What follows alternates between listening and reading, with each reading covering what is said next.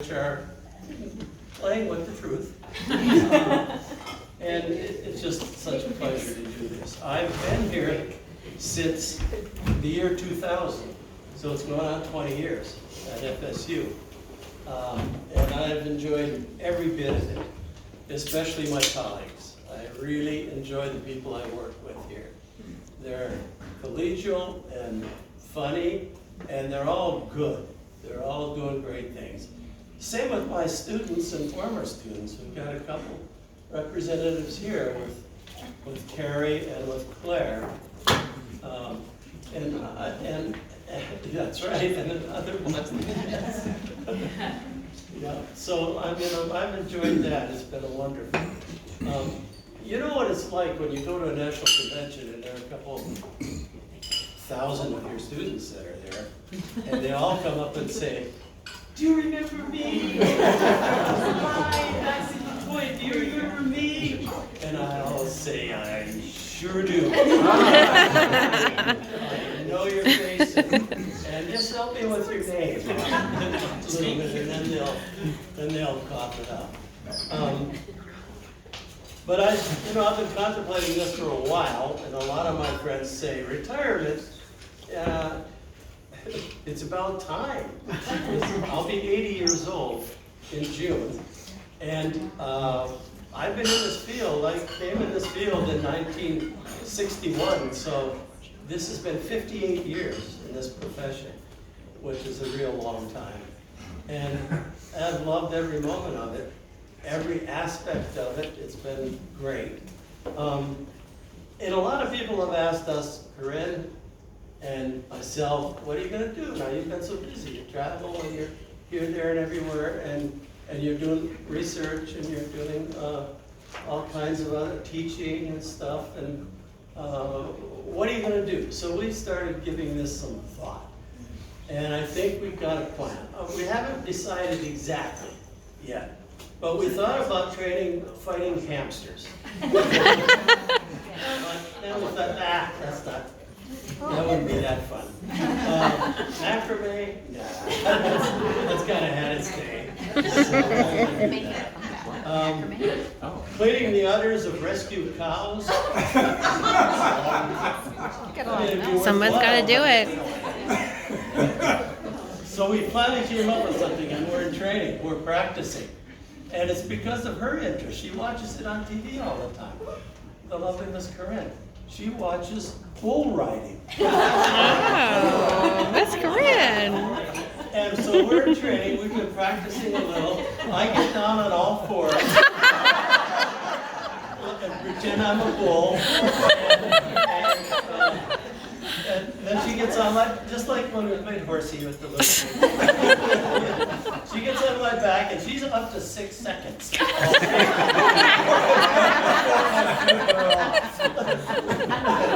And so we're looking forward to that. That's one of the things we're going to do. We're going to continue our travels, and I'm going to continue writing, because apparently there are more words out there. So keep writing. Well, a couple of things occurred to me as we started talking about retirement. One was a quote by Viktor Frankl. Some of you may have read his book called Man's Search for Meaning. He wrote it a long time ago, right after World War II. And it was about life and about the search for meaning. And it's always been a favorite of mine, and I passed it on to friends of mine who are in stress or need it at the time. And he told a great story about a little old lady who was frail and sick and probably in her late 80s. And they were in concentration camps in Poland. And in this concentration camp, they were given 7 potato peels each day. And she would reserve 2 and hide them. And when he found out and talked to her about it, she said, well, that's for the sickest of the sick. They're not getting their allotment of potato peels, but I'll make soup for them.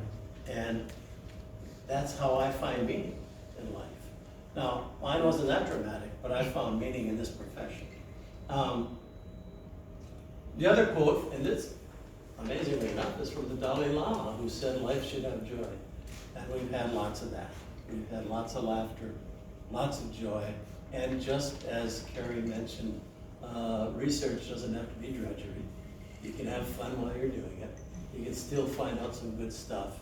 And we have over the years, and we've made it fun and easy to do, I think.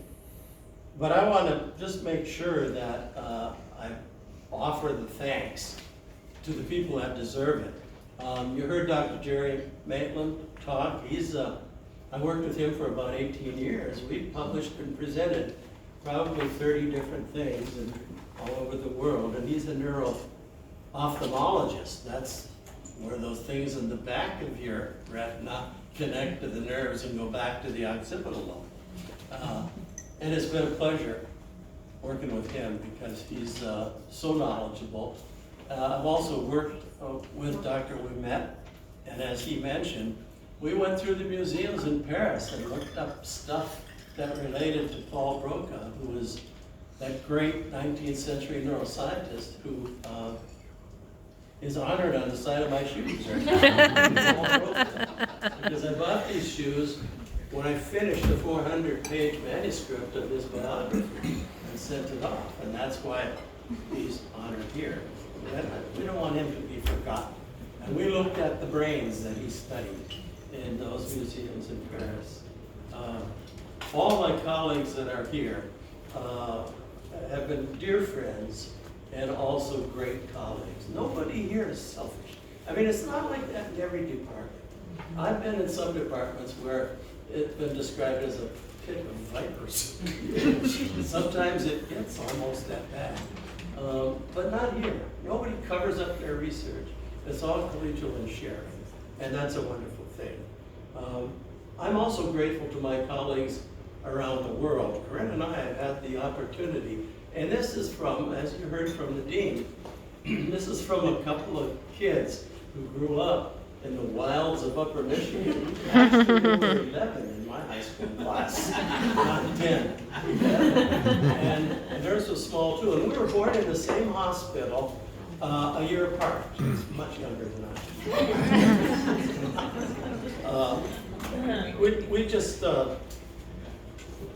We just have had a rich chance to live in New Zealand, in Australia. In fact, we went to Australia 11 times and worked in the summers. I was on a 9-month contract.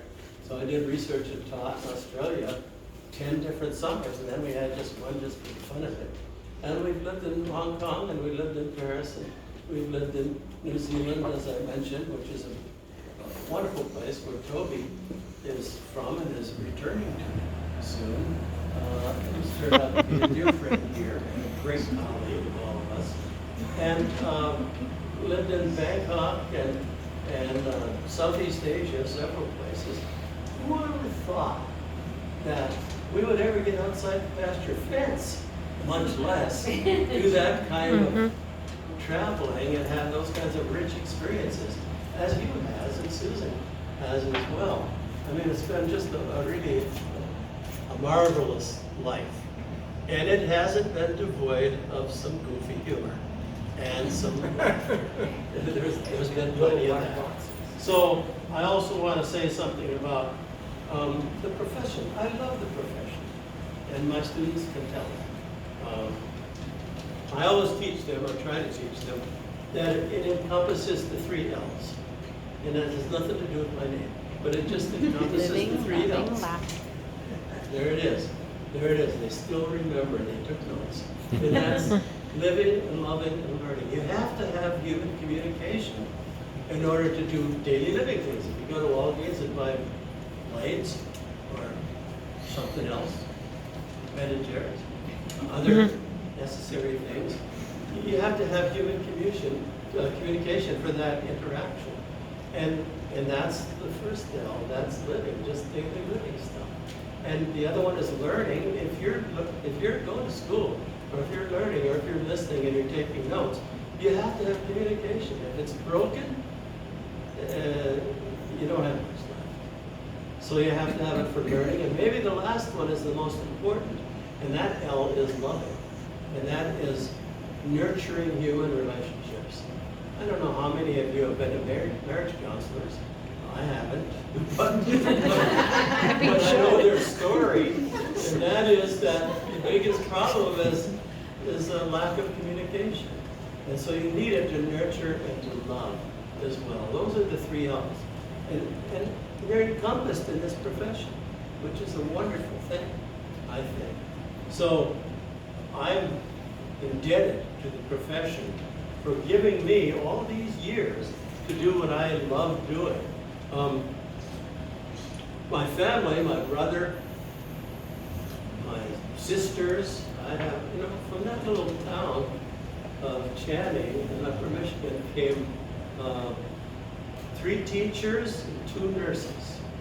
And so they got the lessons along the way that you should try to help some other people. And finally, my kids, Chris and Adrian, who are doing things bravely and strongly that I'm proud of. Christopher works in Seattle and he does all kinds of wonderful things to help save the planet, like restoring some of the salmon rivers. That's a nonprofit that he works for, and that's what he does for a living, and he loves it. And Adrian has a master's in special education and has helped kids with special ed and fought lots of strong battles herself because she's not well and she's had 26 surgeries.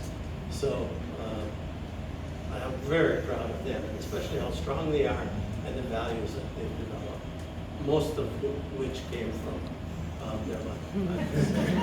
And finally, to my roommate of 56 years now, she was the one that was born a year later in that little brownstone hospital in Iron Mountain, Michigan.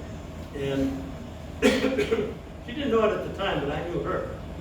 She was a singer in the area. And I heard her. I was in the audience a few times. I'm not going to tell you what I was thinking, but I was in the audience and she was singing. And I finally met her at one of those big ski jump meets in Upper Michigan. And somehow I was smitten, and I told her, how about next weekend?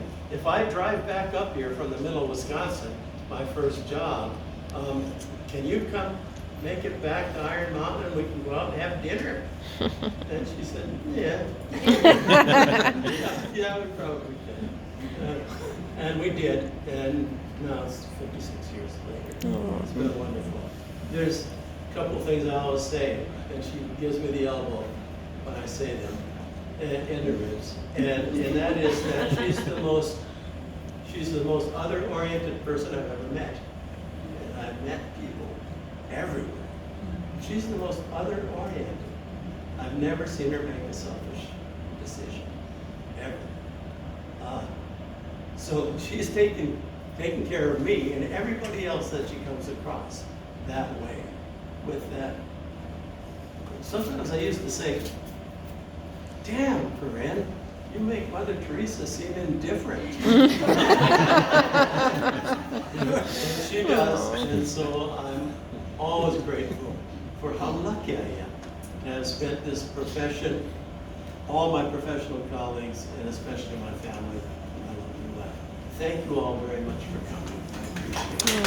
Thank you, Chip.